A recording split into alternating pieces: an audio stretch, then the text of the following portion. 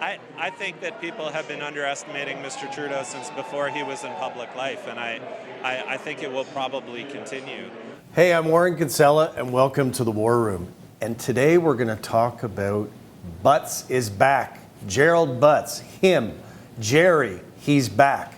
And you might reasonably ask, who is this Gerald Butts guy? Well, as he likes reminding us, he's the son of a Nova Scotia coal miner.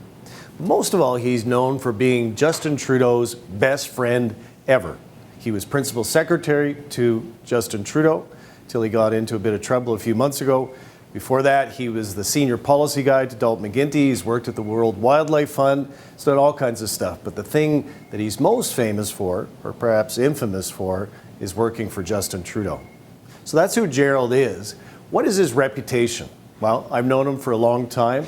Gerald is a very smart guy. He's a very perceptive guy. He's one of the best political operators around. Now, that doesn't mean that he's perfect.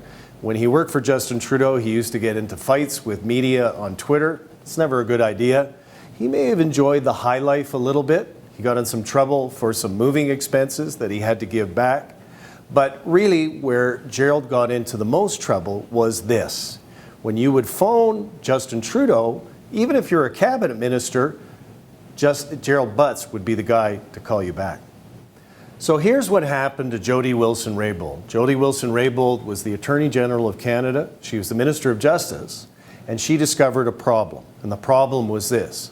SNC-Lavalin, the Quebec-based engineering firm that was a big donor to the Liberal Party of Canada, was being prosecuted for corruption. It was actually going to be the biggest corruption trial in Canadian history, involving some activity that they'd had allegedly in Libya during the time of Muammar Gaddafi.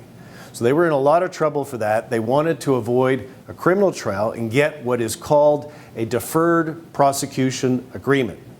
And Gerald Butts and everybody else in the Prime Minister's office, including the Prime Minister, wanted to give it to them. Jody Wilson-Raybould, as Minister of Justice, said, okay, I'll check it out. She did, and came back with the answer, we can't do it, guys. It's inappropriate to do it. But instead of taking no for an answer, they kept coming after her. Butts and Trudeau and many other people within PMO, more than 22 times, 11 people over a period of 4 months went after Jody Wilson-Raybould, saying, we want this for SNC-Lavalin. In effect, a sweetheart deal to avoid this criminal prosecution. And that became a big, big problem because, of course, that raises the prospect that they themselves are breaking the law. Here's what Gerald said. I'm going to quote to you. This is what he said to the Chief of Staff of Jody Wilson-Raybould when they talked about this in December of last year. Quote, there's no solution that does not involve interference, end quote. He's talking about interfering in a criminal prosecution. That's a big problem. And shortly after that statement became public, Gerald Butts announced he was resigning from the Trudeau government. After disappearing a few months ago, he's back. Just a few days ago, there was a bigwig Liberal campaign strategist meeting in Ottawa, and Gerald Butts was spotted there. He's back in the fold after announcing his retirement from the Liberal Party campaign effort. After getting a severance, he's back. What does that mean? Is that a problem for Justin Trudeau? I think it is in 3 different ways. Number one, it brings the Lav scam story, the SNC-Lavalin scandal, back into the media. It brings it back onto the front pages because Gerald, fairly or not, became synonymous with that scandal. Number two, it raises questions about Justin Trudeau's judgment.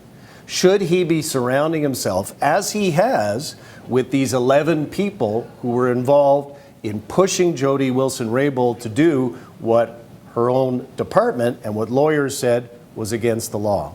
But number three, and this is the biggest problem of all, I've been involved in Liberal campaigns over the years, and I can tell you when Liberal Party governments always lose. They lose when they become arrogant. Liberal arrogance. So Justin's dad, Pierre Trudeau, in 1979 against Joe Clark. John Turner against Brian Mulroney in 1984. And then Paul Martin against Stephen Harper in 2006. In every one of those cases, the Liberal Party lost because they were seen by voters as being arrogant.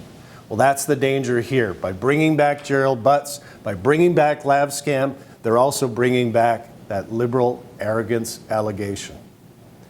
Thanks for tuning in. I'm Warren Kinsella for The War Room. If you have any comments, get in touch with us on Facebook, get in touch with us on Twitter, and thanks for tuning in.